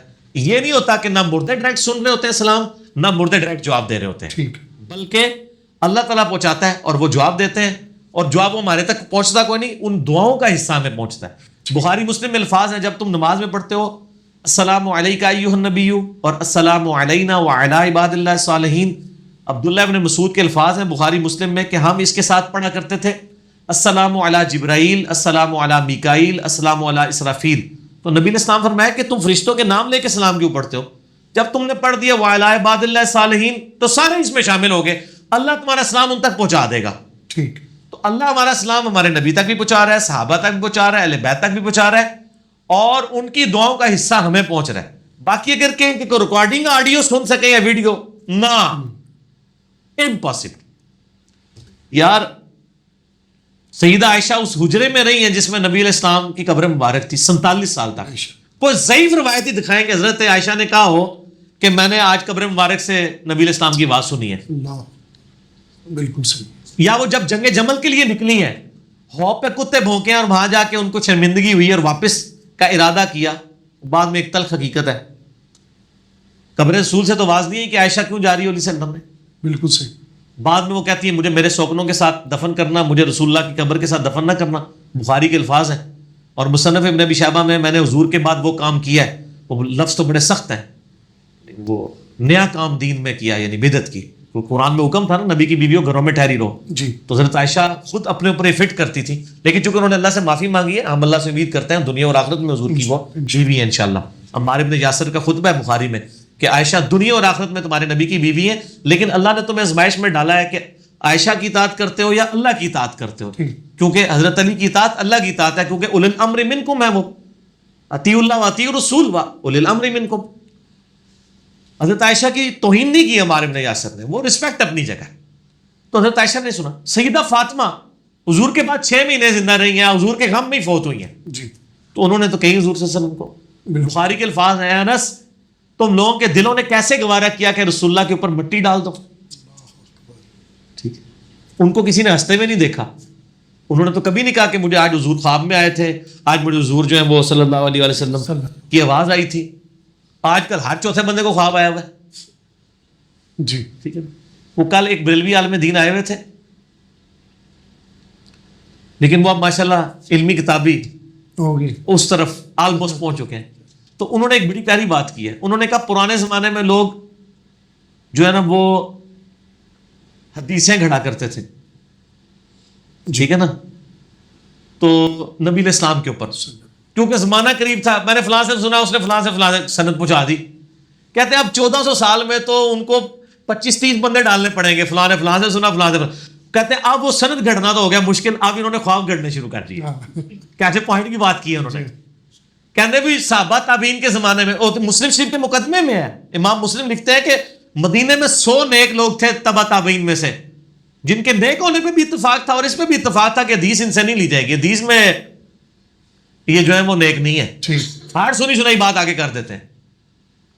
یعنی یہ تابعین میں سب سے زیادہ جھوٹے لوگ پیدا ہوئے ہیں جنہوں نے حدیثیں گھڑی ہیں صحابہ کے زمانے کے اندر. ٹھیک ہے, میرا اس کے اوپر ایک کلپ بھی ہے, وہ کراچی کا جو ایکٹر مولوی ہے اس کے جواب میں, شیخ زبیر صاحب کے جواب میں, کیا صحابہ کے زمانے میں جھوٹ بولا جاتا تھا, تو میں نے بتایا کہ مسلم کے مقدمے میں لکھا ہوا ہے کہ صحابہ کے زمانے میں ہی تابعین نے جھوٹی حدیثیں گھڑی, اور حکمت تو وہ تابعی تھے نا. اب آپ ان کو کہتے ہیں فاسق و فاجر تھے, جیسے آپ ساری حرکتیں کر کے بھی مسلمان ہی ہیں نا, آپ سے ہم اسلام نہیں نہ چیتے. اس طریقے سے صحابہ کے زمانے میں جو کلمہ کو مسلمان تھے انہوں نے حدیثیں گھڑی ہیں, ہم ان سے تابعیت نہیں چھین سکتے. ہم کہیں گے وہ برے تابعی تھے, اور جو اچھے والے تھے وہ اچھے تابعی تھے, تابعی تو تھے, وہ صحابہ کو تو دیکھا ہوا تھا انہوں نے. تو اس زمانے میں بھی حدیثیں گھڑی گئی ہیں, آپ کو پتہ ہے یہ بات.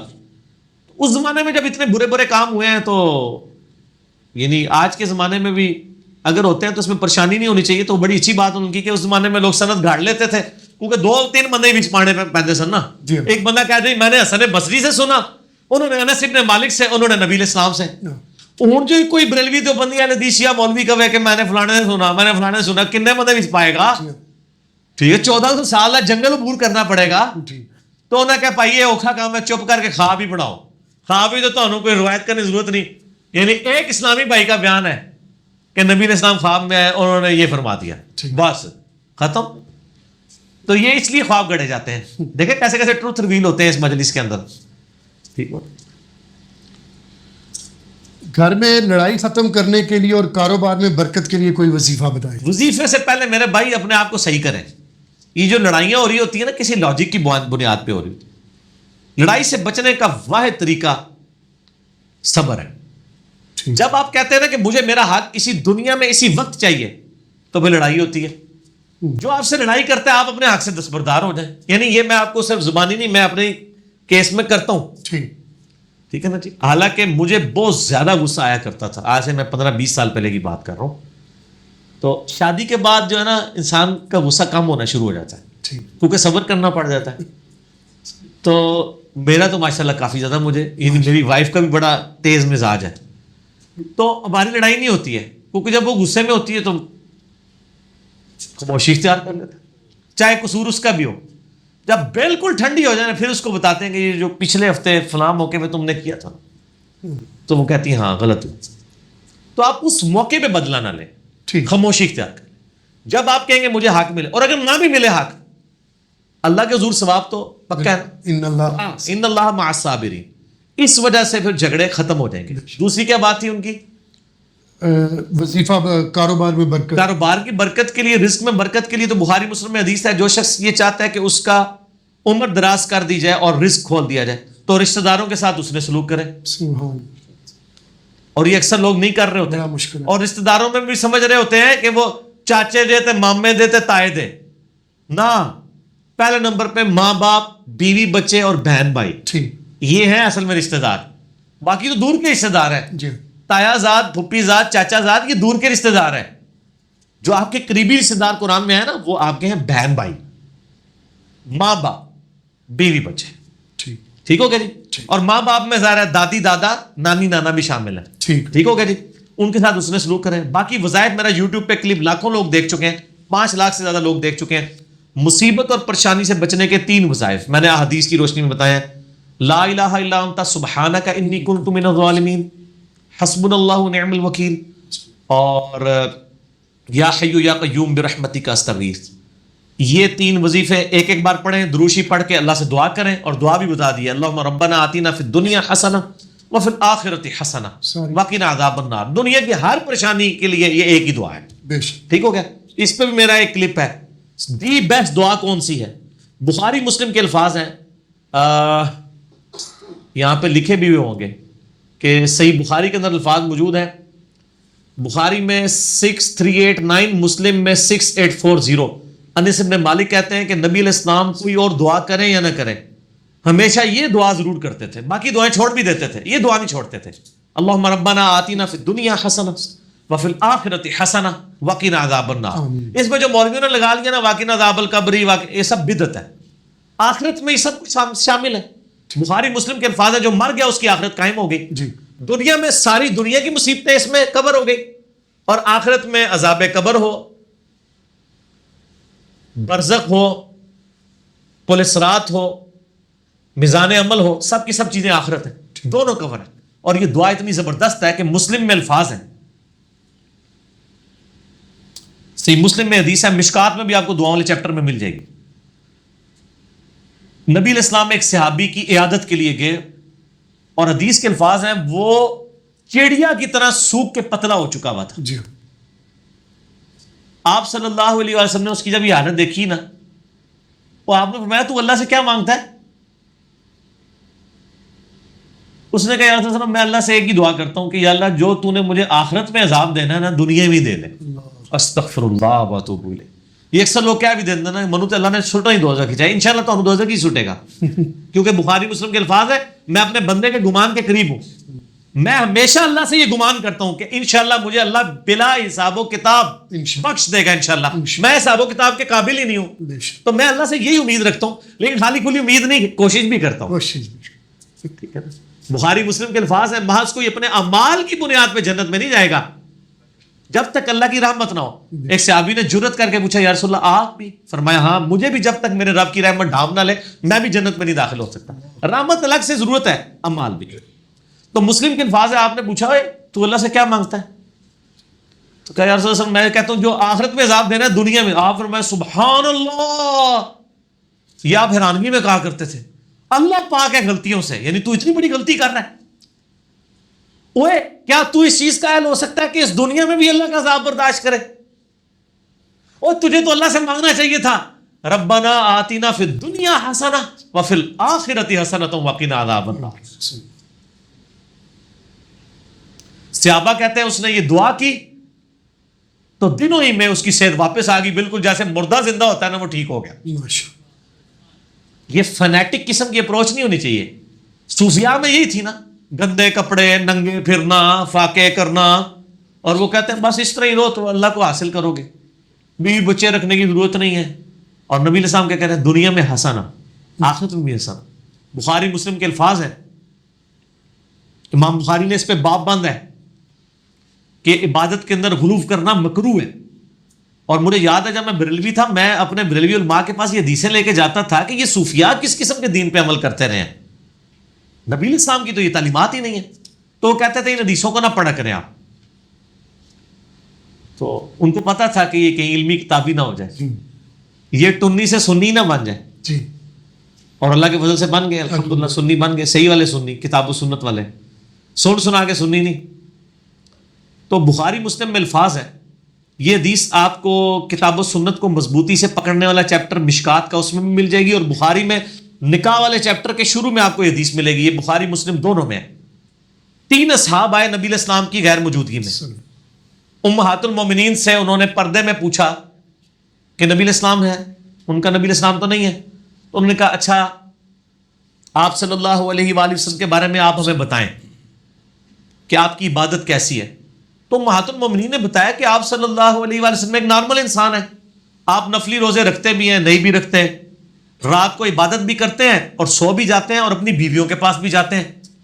تو ان تینوں نے کہا کہ نبی، وہ سمجھ رہے تھے حضور پوری رات ہی نفل پڑھتے رہتے ہیں، تھوڑے بزرگ ہی نے جھوٹ مار دینے 40 سال تک عشاء کے وضو سے فجر کی نماز، اپنے پونے پا کے رکھو، خدا کا نام ہے اگر یہ آپ نے بزرگوں کی بزرگی بچانی ہے تو یہ جھوٹ بولنا چھوڑیں، یہ حرام ہے اس طرح کرنا کہ کوئی رات پوری رات جاگا رہے۔ بخاری مسلم دونوں میں حدیث ہے، عبداللہ بن عمر بن عاص کے باپ عمر بن عاص نے شکایت کی کہ عبداللہ بن عمر بن عاص کی بیوی نے مجھے شکایت کی ہے کہ یا رسول اللہ صلی اللہ علیہ وسلم میرا بیٹا اپنی بیوی کے پاس نہیں جاتا، پوری رات نمازیں پڑھتا ہے۔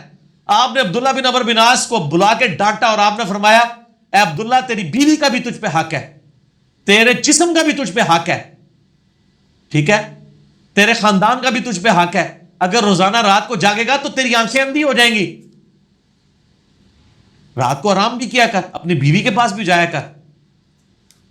اور یہاں آپ تذکرۃ الاولیاء پڑھیں، کئی صوفیاء کے بارے میں ملتا ہے کہ وہ نمک کا سرما لگایا کرتے تھے تاکہ رات کو عبادت کریں، لوگوں نے سبحان اللہ لعنت ہے، حضور تے اپنے صحابی نو کہہ رہے ہیں رات کو جاگنا نہیں، اندھا ہو جائے گا، بالکل سویا کر اور تھوڑی سی عبادت بھی کیا کر۔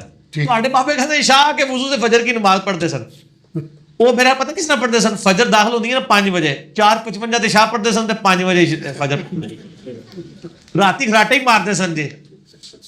میں کو پوچھ لو ہاں انج اگر کرتے نا پھر ٹھیک ہے، ورنہ دوسرے معنی میں ان کی بزرگی کو نہیں جو بچ دی۔ تو بخاری مسلم کے الفاظ ہیں، جب وہ 3 اصحاب یہ بات کر جب سنی نا تو انہوں نے کہا کہ او حضور تو بخشے بخشائے ہیں نا، ایک نے کہا میں پوری رات عبادت کروں گا، دوسرے نے کہا کہ میں روزانہ روزہ رکھوں گا، تیسرے نے کہا کہ میں تو کنوار ہوں، میں شادی نہیں کروں گا، اللہ اللہ ہی کروں گا۔ یہ بات کر کے چلے گئے۔ نبی صلی اللہ علیہ وآلہ وسلم واپس آئے تو آپ کی ازواج نے بتایا کہ اس طرح 3 بندے آپ کو پوچھنے آئے تھے، جاتے جاتے یہ کر کے گئے ہیں۔ آپ صلی اللہ علیہ وآلہ وسلم اتنے جلال میں آئے، آپ نے کہا کہ بلاؤ انہوں نے، پھاڑ کے لے آؤ۔ آپ نے ان کو ڈانٹتے ہوئے فرمایا اللہ کی قسم میں تم سے زیادہ اللہ کا خوف رکھتا ہوں۔ اس جملے کا مطلب پتہ کیا تھا کہ تسی بہتے نیک بن رہے ہو، یہ مطلب تھا۔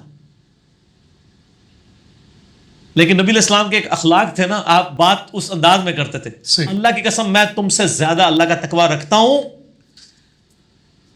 میں رات کو سوتا بھی ہوں اور نماز بھی پڑھتا ہوں، میں نفلی روزے رکھتا بھی ہوں، چھوڑ بھی دیتا ہوں، اور میں نے اتنے نکاح کر رکھے ہیں، اور نکاح میری سنت ہے، فمن رغب عن سنتی فلیس منی، جس نے میری سنت چھوڑ دی اس کا مجھ سے کوئی تعلق نہیں ہے۔ یہ آخری ٹکڑا ایک پڑھتے ہیں، نکاح میری سنت ہے، جس نے سنت چھوڑ، او خالی نکاح سنت نہیں اور باتیں بھی بتائی ہیں، ٹھیک ہے. تواڈے بزرگ بابے نے بھی رگڑا لگیا ہوا دیش جڑے سو کالڈ ہیں. جی ہمارے بابوں کی بات نہیں, ہمارے بابے تو یہ ہیں امام بخاری امام مسلم, انہوں نے اس حدیث کے اوپر باب باندھا ہے عبادت میں غلو کرنا مکروہ ہے. روزانہ جاگنا ثواب کا کام ہے. امام بخاری نے باب باندھے ہیں مکروہ ہے, کیونکہ امام بخاری نبی علیہ السلام کے ماننے والے تھے اور آپ کے بزرگ بابے جو ہیں یہ امپریس تھے یہودیوں کے راہبوں سے اور عیسائیوں کے راہبوں سے اور ہندوؤں کے راہبوں سے. تو بہر فرق تو ہوگا نا پھر. صحیح. ایک اللہ کے نبی کا ماننے والا ہوگا, ایک پنڈتوں کے سے امپریس ہوگا, تو فرق تو ہوگا نا میرے پاس. اس لیے ہم کہتے ہیں کہ کہہ دیں نہ میں وابی نہ میں بابی, میں ہوں مسلم علمی کتابی. علمی کتابی دین پھر یہی ہے. ٹھیک ہوگا. آپس میں گفتگو نہیں کرنی, جرم ہے. عقیقے والے دن جو بچے کے سر سے بال اتروائے جاتے ہیں, اس کے وزن کے برابر چاندی کے پیسے دیتے ہیں, کیا وہ پیسے مسجد میں دیے جا سکتے ہیں؟ ہاں ترمذی میں ہے کہ یعنی 7ویں دن یہ سارے کام ہونے چاہیے نا. جی. عقیقہ بھی 7ویں دن ہو. بخاری میں بھی کچھ حصہ موجود ہے کہ لڑکے کی طرف سے 2 بکرے 2 جانیں دینی ہے, لڑکی کی طرف سے 1. گائے بے سے نہیں ڈالنے, اور اس سے گندگی دور کرو, یعنی اس کے ناخن اور بال وغیرہ. ایک روایت ہے کمزور کہ اس کے برابر چاندی دی جائے, لیکن جو صحیح روایت میں صرف اتنا ہے کہ صدقہ کر دیا جائے. ٹھیک. بال کے برابر کر لیں یا جتنا آپ کو توفیق ہے تو وہ صدقہ دیں. اور اس قسم کا جو صدقہ یا کوئی بھی اور صدقہ ہے جو منت کا صدقہ نہ ہو, ٹھیک ہے نا جی. ٹھیک. اس کے علاوہ سارے صدقات جو ہیں وہ کسی بھی نیکی کے کام میں لگائے جا سکتے ہیں. ٹھیک. بعض کا کہنا ہے کہ زکوٰۃ ہو یا اس قسم کے صدقات جو ہیں یہ مسجد میں نہ لگائیں, لیکن یہ اختلافی مسئلہ ہے. ہمارے نزدیک تو یہ ہے کہ جو سورہ التوبہ کی آیت نمبر 60 میں زکوٰۃ کے 8 مصارف آئے ہیں, جس میں مسئلہ 95B ہے میرا, ان میں ایک ہے فی سبیل اللہ. فی سبیل اللہ میں آپ قرآن پاک بھی زکوٰۃ کے پیسوں کا, صدقے کے پیسے کا خرید کے مسجد میں رکھوا سکتے ہیں, لیکن سب ترجمے والا. بغیر ترجمے والے کا شاید ہی ثواب ہو. انڈیا پاکستان میں تو ترجمے والے ہی رکھوائیں. دیکھیں کتنا ظلم ہے کہ قرآن لوگ رکھوا رہے ہوتے ہیں. میں کہتا ہوں جی پاکستان میں تو بغیر ترجمے والا قرآن چھاپنے کے اوپر پابندی ہونی چاہیے. کیوں آپ چھاپ رہے ہیں؟ طوطا بنانے کے لیے. عربی کن کو آتی, علماء کو بھی نہیں آتی ہوتی الا ماشاء اللہ. تو یہ قرآن کس کے لیے چھاپ رہے ہیں؟ عوام کے لیے. تو یہ آئین میں شک ہونی چاہیے, یعنی ترمیم ہونی چاہیے کہ پاکستان میں بغیر ترجمے کے قرآن چھاپنا حرام ہے. یہ فتویٰ دیں علماء اجتہاداً, عرب میں چھاپیں.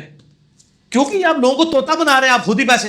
آپ کتنی مسجدوں میں چلے جائیں, آپ دیکھیں ترجمہ والا قرآن کو ڈھونڈ کے بتائیں.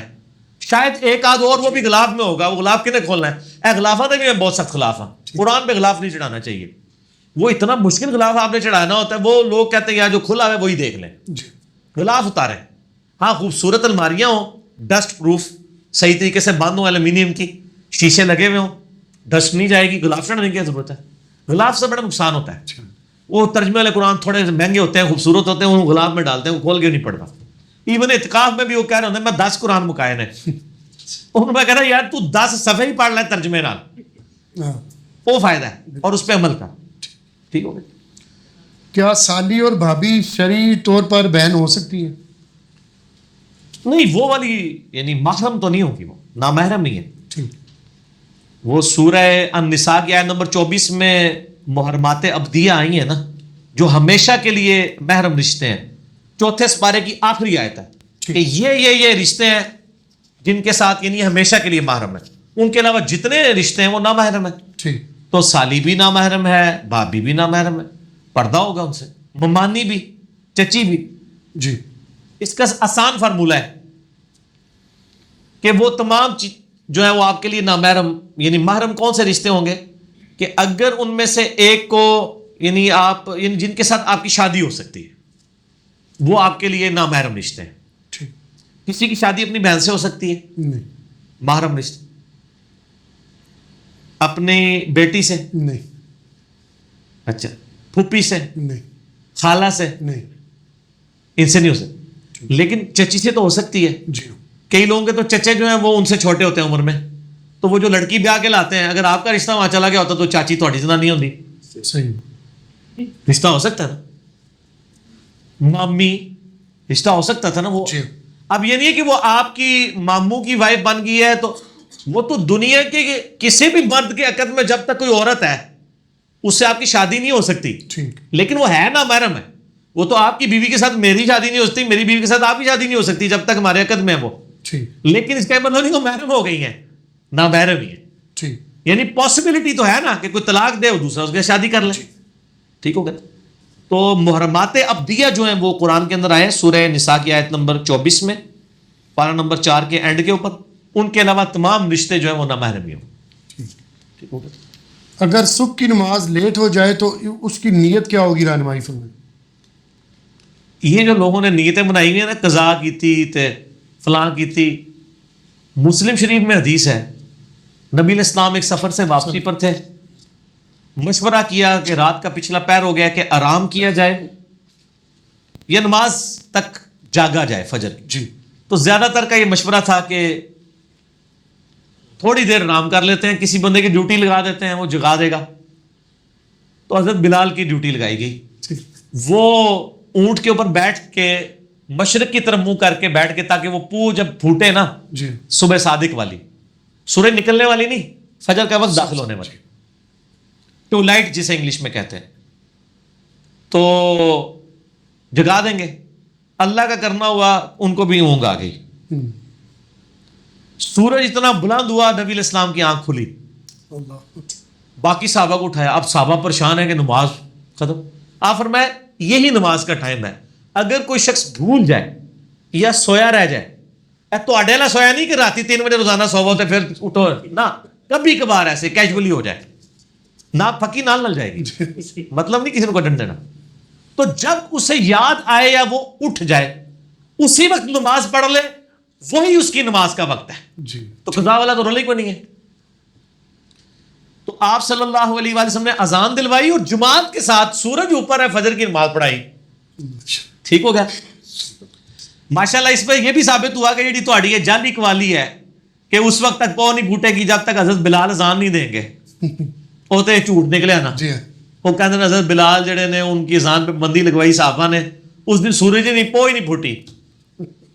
جس داڑے بلال کی ڈیوٹی لگی ہے وہ داڑے پو پھٹ گئی ہے, جس داڑے انہوں نے عزت سٹیک تے لگی سی. اگر پورا پھٹنی ہوتی تو اس دن نہیں پھٹنی چاہیے تھی, جس دن ان کی ڈیوٹی تھی.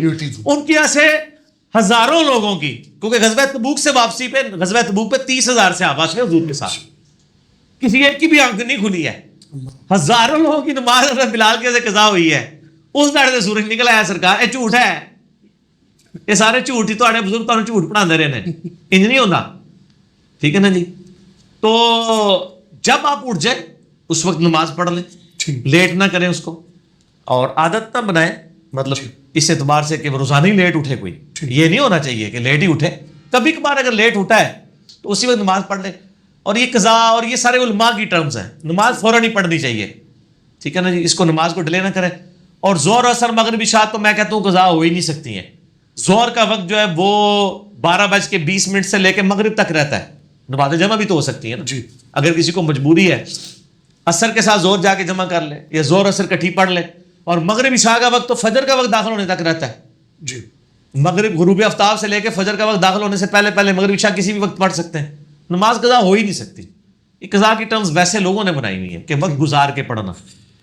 باقی جان بوجھ کے وقت گزار کے کوئی لیٹ اٹھتا ہے صبح کے وقت, وہ تو بخاری میں حدیث ہے کہ نبی علیہ السلام کو ایک خواب دکھایا گیا تھا. اس میں ایک منظر آپ کو یہ دکھایا, اور نبیوں کے خواب بخاری مسلم کے الفاظ ہیں وہ وہی الہی ہوتے ہیں. ایک یہ دکھایا گیا منظر کہ ایک شخص لیٹا ہوا چت زمین پہ, ایک فرشتہ اس کے سرانے بڑا سا پتھر لے کے کھڑا ہے, اس کے سر پہ مارتا ہے, وہ اس کا سر زمین کے برابر ہو جاتا ہے, اور وہ پتھر لڑک کے تھوڑی دور تک جاتا ہے.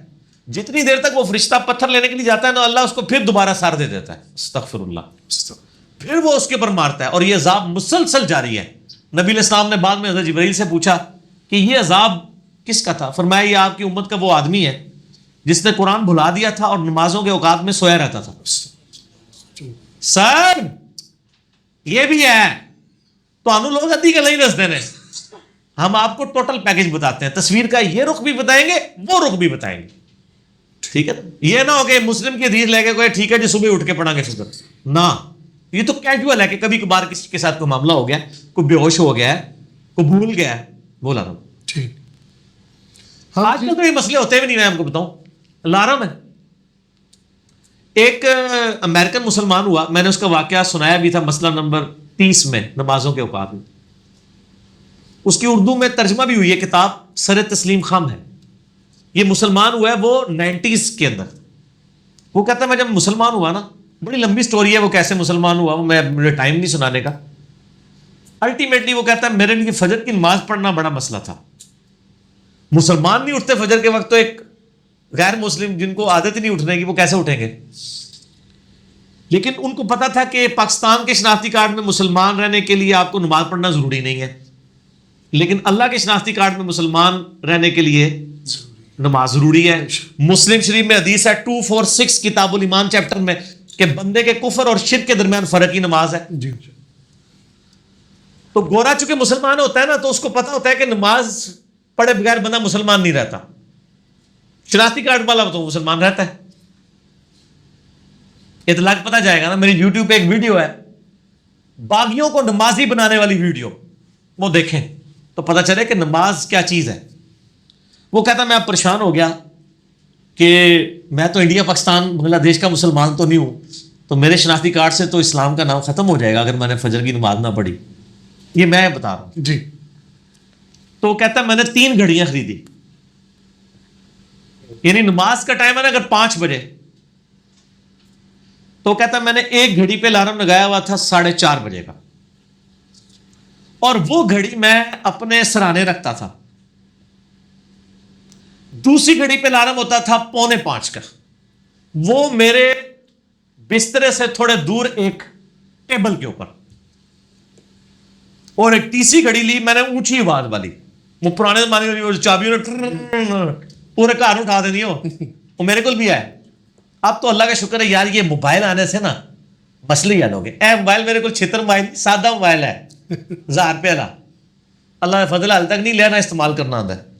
اس میں اب گھڑی کا بھی مسئلہ حل ہو گیا ہے، الارم بھی، سب کچھ، نمازوں کے الارم بھی لگ جاتے ہیں. تیسری اس نے گھڑی وہ لی، اور وہ کہتا ہے وہ تیسری گھڑی جو ہے نا میں نے واش روم کے دروازے کے باہر لٹکائی ہوئی تھی.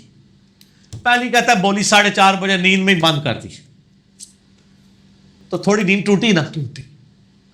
15 منٹ بعد ٹیبل والی بولتی تھی، کہتا میں اب ظاہر ہے وہ الارم بول رہا ہو، بندے کو تکلیف، نیند تو نہیں آتی.